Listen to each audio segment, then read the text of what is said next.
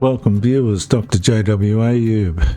Aboriginal authority erased. The moment resistance challenged the question. A spear struck Governor Arthur Phillip at Manly in 1790. He survived.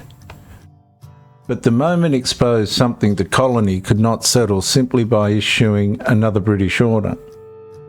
Aboriginal people were making their own decisions about the newcomers. The peoples around Sydney had already endured extraordinary disruption, settlement-occupied country, food sources were distributed, movement increasingly intersected with colonial expansion. Disease had devastated Aboriginal communities, and relationships with the newcomers could involve exchange, avoidance, negotiation, hostility, and resistance.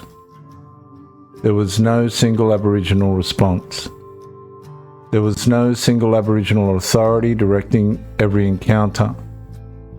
But neither were Aboriginal people merely inhabitants waiting to discover which British rules now applied to them. They possessed their own relationships with country, law, and obligation, and some acted against the expanding colonial presence.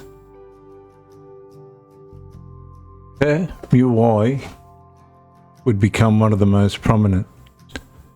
A Bidjigal man, he was associated with sustained resistance against settlers and colonial expansion during the 1790s. The British could describe such attacks through their own categories: crime, disorder, violence. But those categories contained an assumption.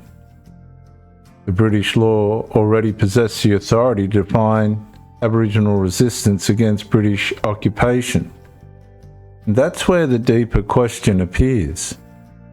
If Britain had never negotiated away the authority of the peoples whose countries it occupied, could resistance simply be understood as lawlessness? Or was Britain encountering people exercising an authority the colony had never recognised as requiring its consent?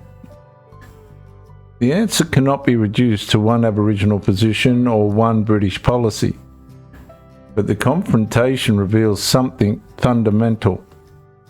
Britain increasingly possessed the power to enforce its decisions.